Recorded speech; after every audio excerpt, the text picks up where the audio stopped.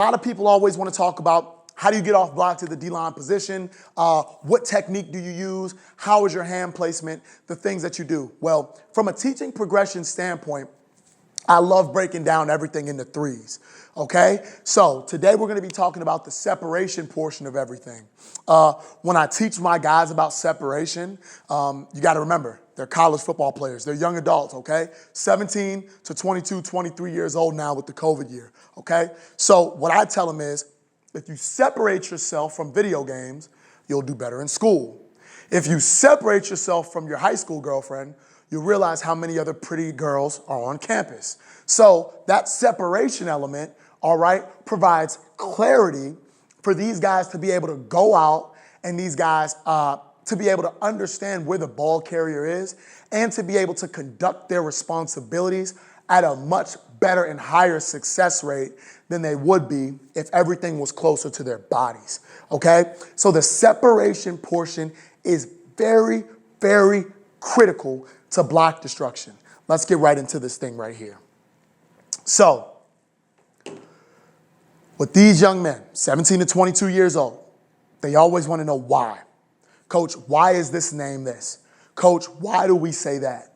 Coach, why is our motto this? All right?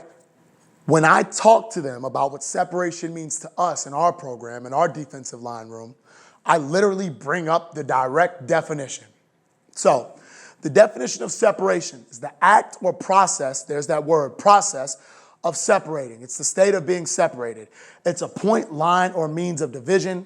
It's an intervening of space, which is what we'll be talking about. We want an intervening of space between the defensive lineman and the offensive lineman. Essentially, we want to be playing with separation on the offensive lineman's side of the ball. So when I look at the film structure, there's an imaginary line between the offensive lineman and the defensive lineman, okay? Yes, there's a line of scrimmage, but there's an imaginary line that we want to live on the other side of, okay? With this intervening of space, that gives us the ability to live on that side of the ball, okay, on the offensive lineman side of the ball, but also on top of that, be able to make those plays that we talked about before. So, when we talk about separation, when we get into the drill work of separation, all right, the first thing that I tell my guys is we want to be able to live low, die low, okay? So we have the difference between this guy not being able to live low, die low, and this guy not being able to live low and die low. Something that helps this young man is he's 6'2", flat, on the dot. So he's playing against guys that are 6'5", 6'6". He's already going to have what we call built-in leverage. All right. So as he lives low and dies low, okay, he's going to go ahead and he's going to prepare, all right, to propel through his hips, all right, see this thing with his eyes and be able to create separation, okay, with his hands. What I'm looking for right here is I want locked out elbows when we separate. Okay?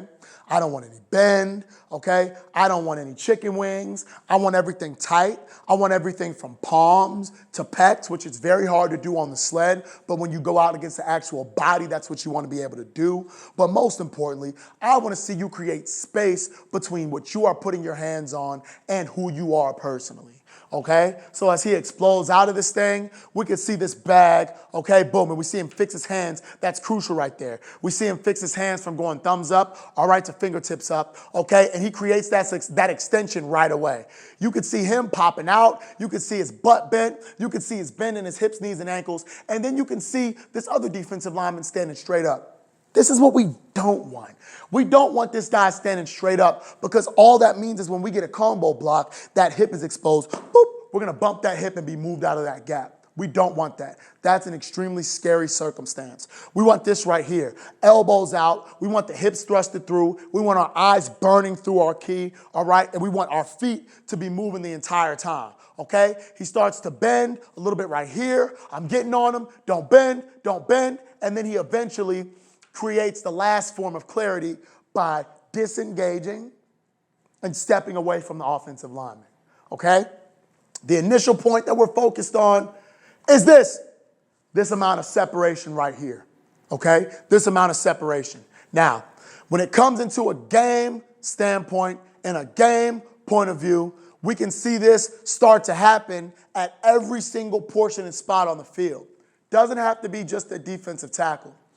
Can be at nickel, can be at Sam, can be at corner, middle linebacker, can be at will, okay? Can be at free safety, can be at strong safety, all right?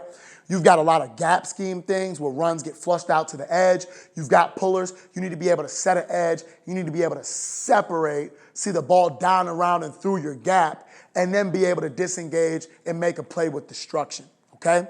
Let's watch Zero right here.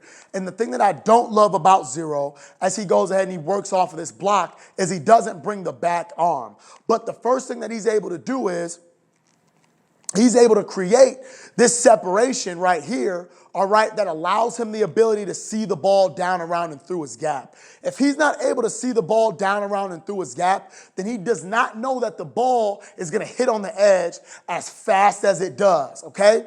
You got a very mobile Wildcat quarterback right here. This guy is able to go ahead and hit the edge right away with the wide zone or the stretch concept. We need to be able to set edges right here, be able to see the ball down, around, and through our gap at an acute angle, and then be able to disengage and go make the play. That's an awesome job by Zero, being able to make the play on a crucial third down and short situation, all right, by being able to use the separation. Let's watch some guys on the back side of the play, okay, who might not have made the play, but we're still working through this technique.